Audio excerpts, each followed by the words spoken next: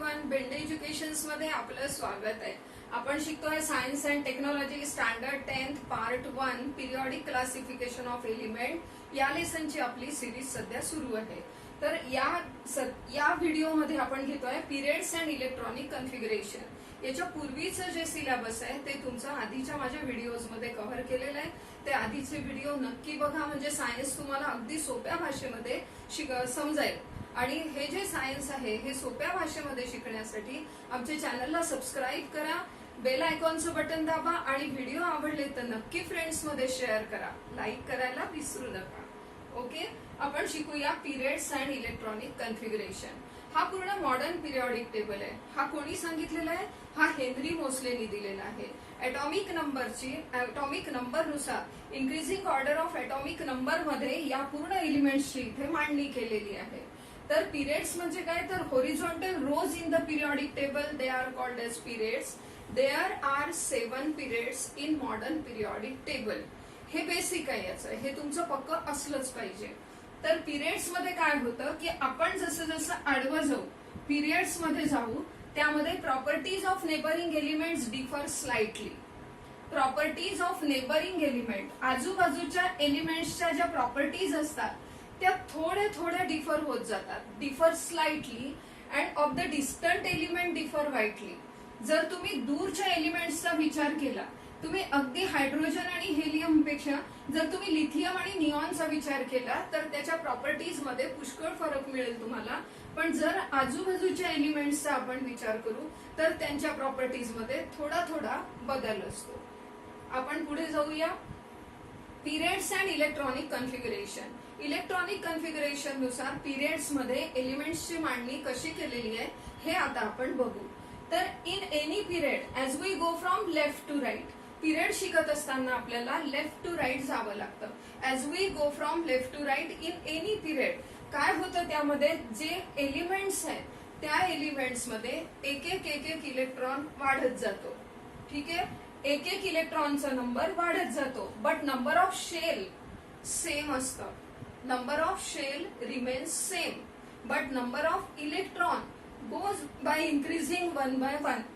In any period as we go from left to right, number of valence electrons increased by 1, but number of shells remains same. इकडनं इकडे जाताना for example तुम्हाला इथे दिलाय बघा, हा जो सेकंड पिरियड आहे यामध्ये काय काय आहे तर lithium, beryllium, boron, carbon, nitrogen, oxygen, fluorine आणि निऑन।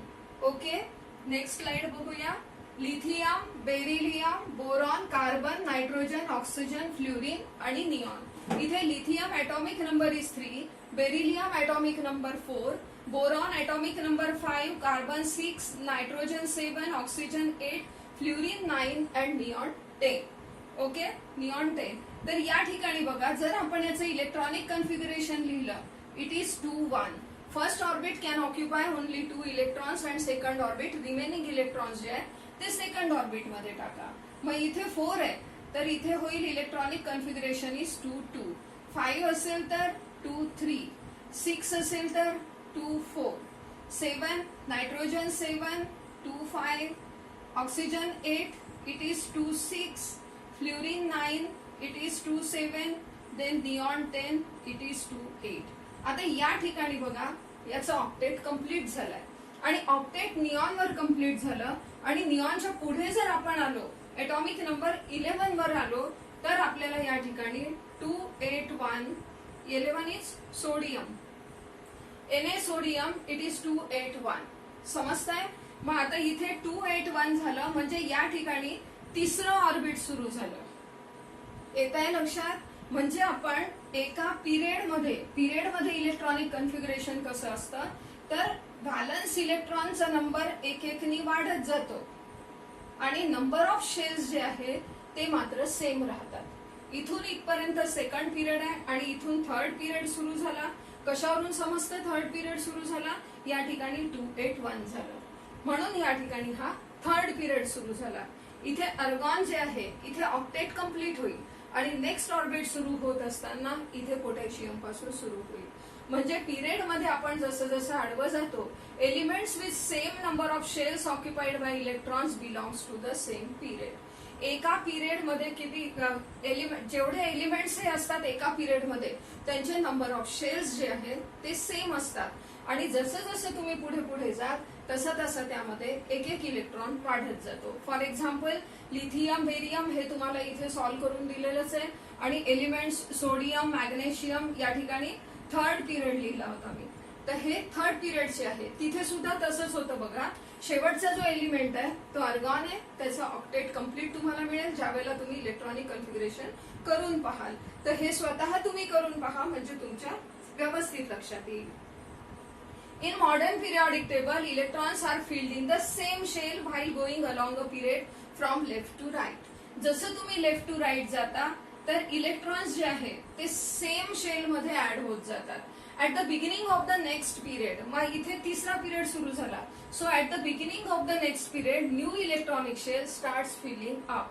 जसं तुम्ही तिसऱ्या थर्ड पिरियड मध्ये जाता त्यावेळेला परत एक एक एक एक इलेक्ट्रॉन पहिल्यापासून 1, 2, 3, 4 पासून ऍड व्हायला सुरुवात होते.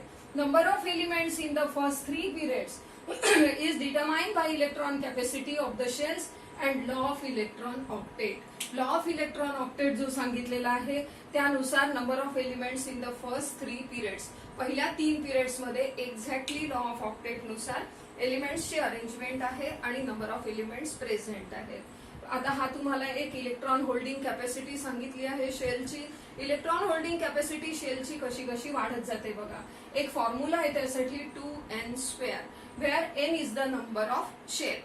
ही n ची व्हॅल्यू म्हणजे नंबर ऑफ शेलची व्हॅल्यू आणि शेलला नावं असतात स्टार्टिंग पासून. पहिल्या शेलला k म्हणतात, दुसऱ्या शेलला l, k, l, m, n accordingly पुढे जावं लागतं आणि n is the number of shell. First shell is k shell. Okay, मग पहिल्या शेल मध्ये किती इलेक्ट्रॉन्स मावू शकतील तर 2 × 1². 1 चा square 1, so 2 × 1 it is equal to 2. Second shell is L. L is 2, 2 × 2², 2² is 4, so 2 × 4 it is 8. Second shell मध्ये 8 electrons असतात.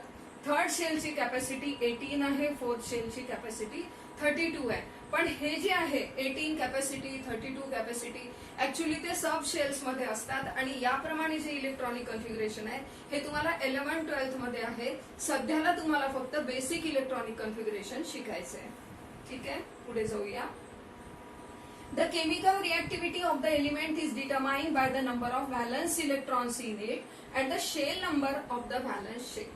Chemical reactivity कुठल्याही एलिमेंटची केमिकल रिएक्टिव्हिटी व्हॅलन्स शेल नुसार व्हॅलन्स इलेक्ट्रॉन्स नुसार ठरत असते. What is mean by valence electrons? The electrons present in the outermost orbit they are called as valence electrons. Outermost orbit मध्ये जेवढे electrons असतील, for example lithium कडे 1 आहे, beryllium कडे 2 आहे, बोरॉन कडे 3 आहे.